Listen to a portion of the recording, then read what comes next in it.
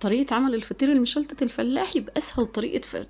والطريقة ما شاء الله اللهم بارك سهلة جدا، والتوريقة هتعديهم بالورقة، وحاجة كده بجد بجد من الآخر. وهنعمله في الشكلين، حتى لو الصاجة بتاعتك نفس التوريقة بالظبط ونفس الطريقة، هتعمليها سواء في صاج مربع أو صاج مدور. وهقولك على حسب حجم الصينية اللي عندك هتقطعي حجم القطعة قد ايه، ولو الصواني عندك كبيرة هنتكلم في القطعة برضو، وهنتكلم فيها وازاي تبدأي فرد فيها لما ترتاح تبقى شكلها عامل ازاي. وهنقولك الفطيرة الواحدة بتاخد كام ورقة، وان شاء الله اللهم بارك كده هنتكلم شوية برضو كتار على التسوية علشان تطلعي حاجة ممتازة زي اللي انت شايفاها دي كده، حاجة كده بجد فاخر من الآخر. تعالوا هنسمي بالله ونصلي على الحبيب المصطفى. اللهم صل وسلم وزد وبارك عليك يا حبيبي يا رسول الله وعلى آلك وأصحابك أجمعين. هنا كده من البداية معانا 3 كيلو من الدقيق. 3 كيلو من الدقيق الفاخر اللي هو دقيق المحلات او متعدد الاستخدامات او دقيق الاغراض. تمام. معانا ميه من الحنفيه عاديه خالص. هنحط لكل كيلو دقيق ربع معلقه من الملح. انا بحب احط نص معلقه لان بحب الفطيره عندي تكون حايقه شويه. تمام. وهحط لكل كيلو دقيق هحط له معلقه من الخل، ولكل كيلو دقيق هحط له 3 معالق من السكر.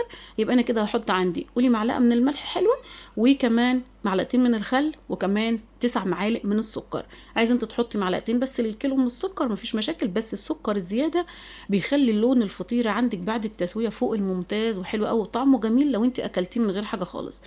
دوبت الحاجه عندي اللي حطيتها في الميه وركنتها على جنب، وجبت الطبق اللي انا هعجن فيه او البوله او الحاجه اللي انت هتعجني فيها او العجان، ونزلت بالدقيق بتاعي اللي انا لازم اكون نخلاه مره واتنين.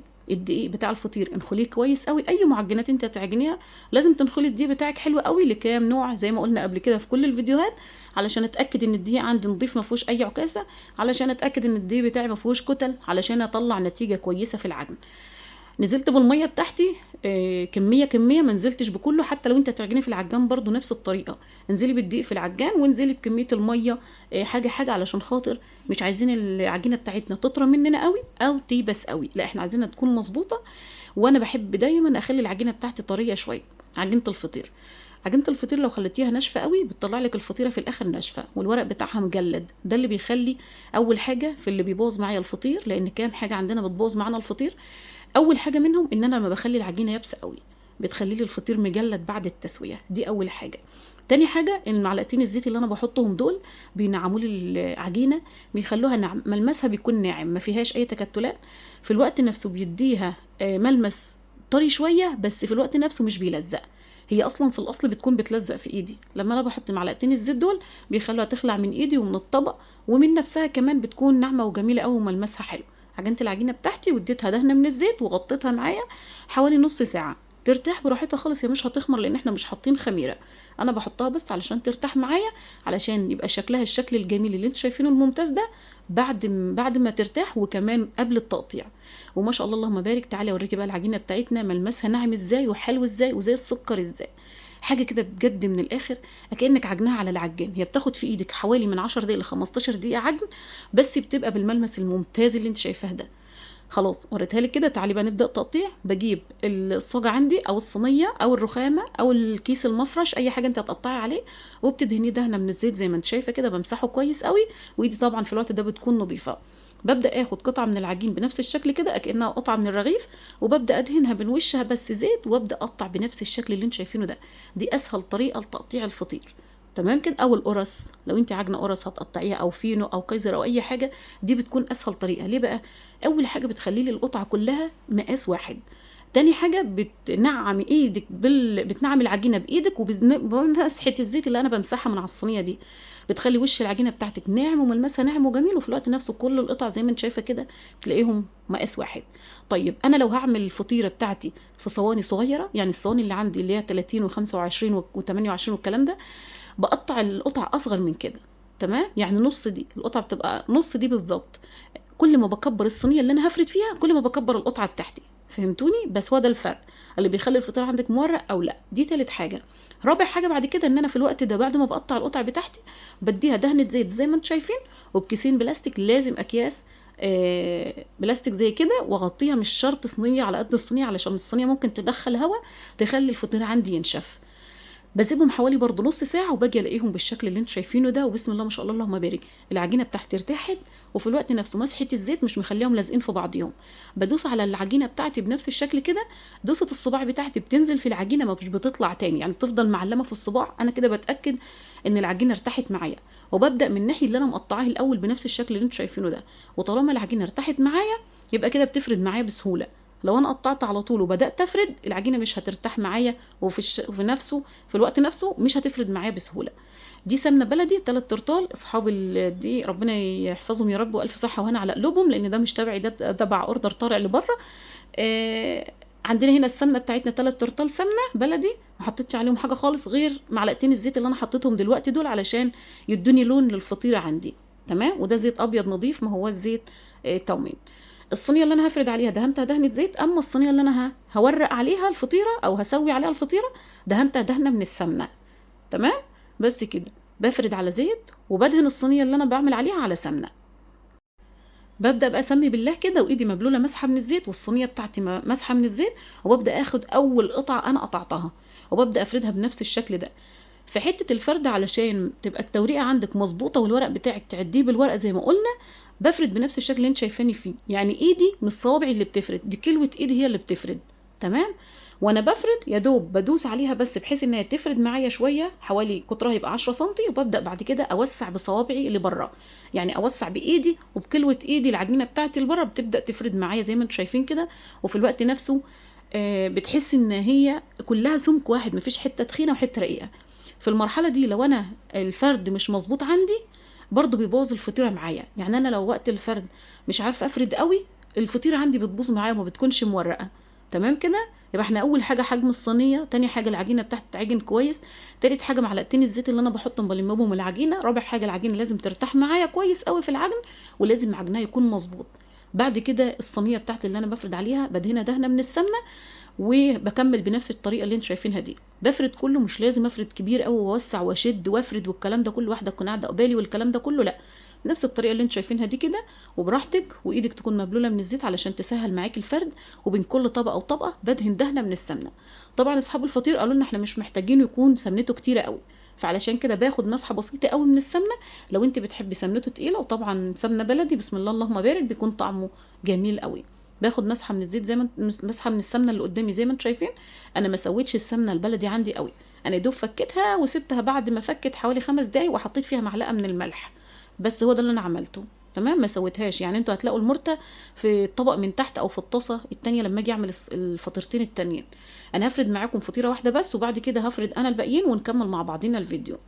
بنفس الطريقه كده، دول كانوا اخر ورقتين في الفطيره، يعني انا عملت الفطيره منهم جت 20 ورقه. الفطيره منهم الواحده جت 20 ورقه، اللي انا قطعتهم دول جوه 60 قطعه، بسم الله ما شاء الله اللهم بارك، 3 كيلو دقيق.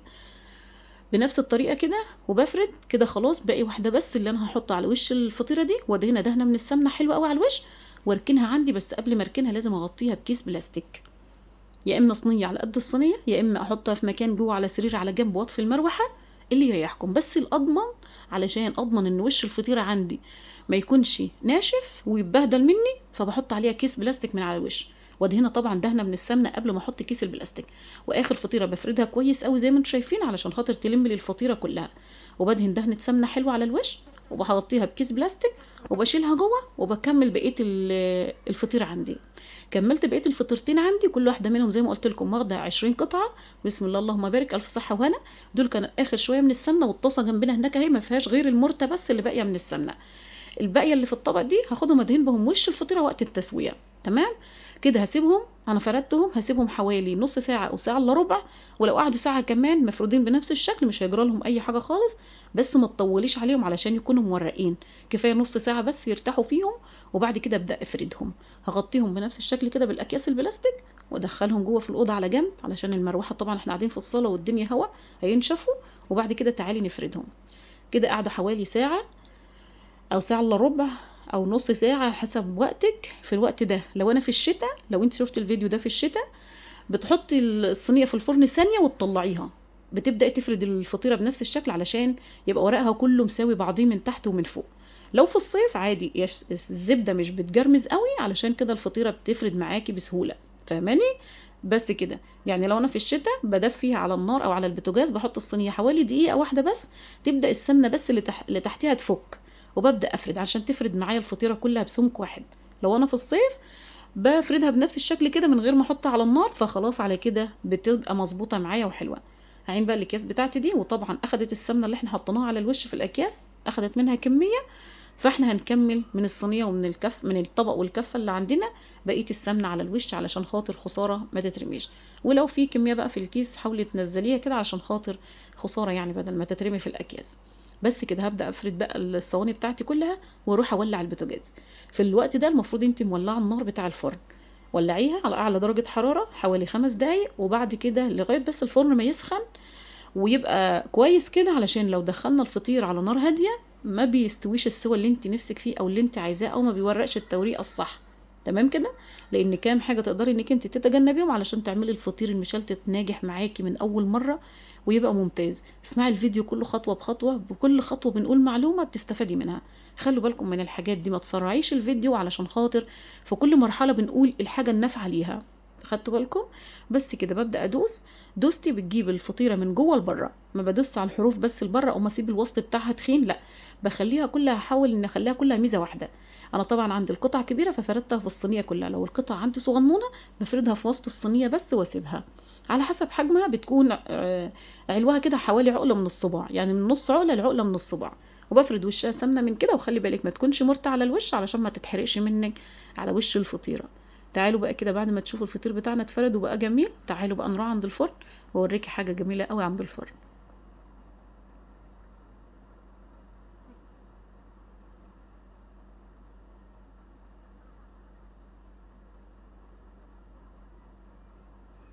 نسينا وخلينا لكم الحته دي، معلش كنا في اليوم ده عاملين صينيتين من البيتزا زي ما انتم شايفين، معلش اسفه انهم جو معانا في المقطع.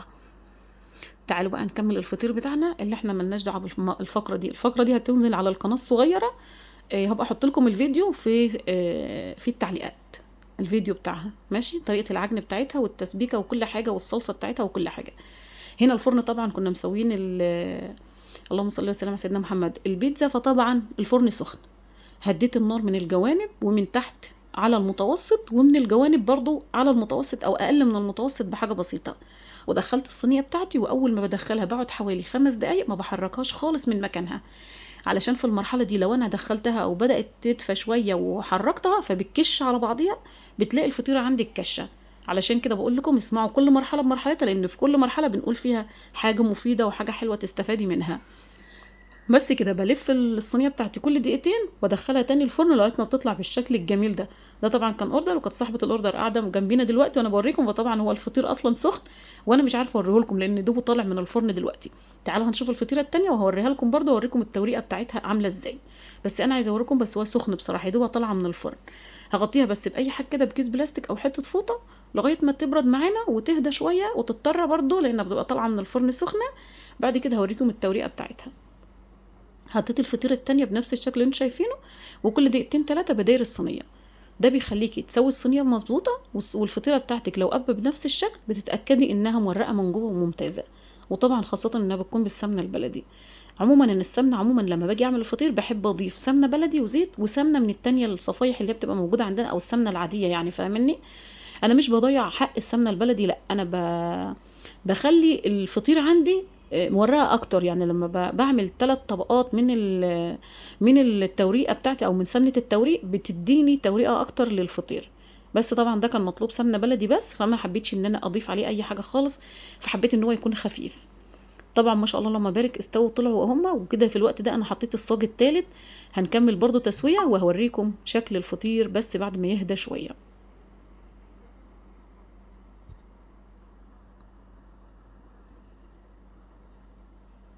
تعالوا هنا بقى كده نشوف الصاج التالت. بسم الله اللهم بارك، بسم الله. قابب برضو جميل، وزي ما قلت لك تاكدي ان هو ناجح، لان الفطيره اللي عندك طالما قابه كده وجميله بتتاكدي انها مورقه من جوه. ايا كان الصاج اللي انت هتفردي فيه، سواء مربع سواء مدور مش هتفرق، المهم ان انت عدد القطع وحجمها. يعني انا لو الصاج عندي صغير بقطع القطع صغننه واكتر في الحجم، ما في القطع ما فيش مشاكل، انما الحجم بتاع القطع نفسه يكون صغير عشان تبقى مورقه معاكي اكتر. هنا استوت معانا والدنيا تمام، بس القعر عايز سنه بسيطه قوي، دقيقه كده ولا دقيقتين في الفرن يكمل تسويه من تحت كويس. وبعد كده هنطلع الصاج عندنا. لما بتقفلي الفرن بيخلي لك الصاجه كلها مستويه سوا واحد. تعالوا بقى نطلع الصاج التالت. بسم الله ما شاء الله اللهم بارك. بسم الله. طبعا انا هجيب لكم مقطع من الفيديو اللي قبل كده اللي احنا كنا عاملينه مع بعضينا، علشان دول انا مش عايزه اقطعهم، يعني مش عايزه افتحهم من جوه، لان زي ما قلت لكم رايحين مكان ومش هينفع ان انا اوريكم الورق بتاعهم. حتى انا مش عايزه اصلا ارفع فيها، عشان كل ما برفع فيها كل ما بتتكسر. فانا مش عايزه ان انا اوديهم لها بايظين او فيهم اي عيب او اي حاجه. الف صحه وهنا يا رب. اهي كل ما برفعها من الجوانب ما شاء الله اللهم بارك مقرمشه وجميله قوي من بره وطريه من جوه، بس طبعا كل ما بتبرد كل ما بتزيدها طراوه وجمال قوي. تعالوا بقى كده اجيب لكم مقطع من الفيديو القديم اللي قبل كده واوريكم التوريقه بتاعته كانت عامله ازاي. وبسم الله اللهم بارك حاجه كده جميله قوي. اهو ده الفيديو اللي كان قبليه، كنا يعني اخر مره عاملين لنا فيها فطير اهو بنفس الشكل، يكون هو بنفس كده بالظبط. لكن انا مش عايزه افتح الفطير بتاعهم علشان طبعا يوصل لهم بالف صحه وهنا يا رب، يكون سليم يعني. انما لو لبيتي انا بفتح واقطع. وزي ما قلت لكم انا كنت عامله في اليوم ده بيتزا، فما كانش ينفع ان انا اعمل ليا فطير وبيتزا في نفس اليوم، حرام يعني، بيبقى افتراء وحرام. بكره بقى مثلا نعمل لنا احنا فطير، فهوريكم التوريقه بتاعته بتكون عامله ازاي. انا مش عايزه اقطع في دول بصراحه لانهم طالعين مكان، وطبعا ما شاء الله صاحبتهم من السعوديه قاعده جنبينا، ولما جارتك بقى بتاعت السعوديه تعمل لك فطير لازم تعمل لها احلى حاجه. ربنا يحفظها يا رب ويبارك لها في اولادها وياكلوا بالف صحه وهنا يا رب، ويخلي لهم والدتهم هي طبعا اللي كلفت الحاجه، ربنا يا رب يديها الصحه، عامله لهم بالسمنه البلدي. ربنا يديمها نعمه في حياتهم ويبارك فيها ويرزقهم ذريه صالحه ويبارك فيهم يا رب وفي ذريتهم، وياكلوهم بالف صحه وهنا يا رب على قلوبهم. ده كده كان الفيديو بتاعنا انتهى. طبعا حطيتهم لها على الصينيه بتاعتها ومحمد هيوديهم لها لان هي جارتنا في نفس الشارع. ربنا يبارك فيها يا رب ويحفظها ويشفيها ويعافيها. ادعوا لها دعوه حلوه كده ربنا يحفظها يا رب. طبعا جارتنا جميله ربنا يبارك فيها يا رب ويحفظها. يلا حبايبي، وده كان الفيديو بتاعنا النهارده. دعموا بلايك حلو منكم طبعا لو سمحتوا، واي تعليق حلو منكم انا برضه باي تعليق. ربنا يحفظكم ويديمكم نعمه في حياتكم.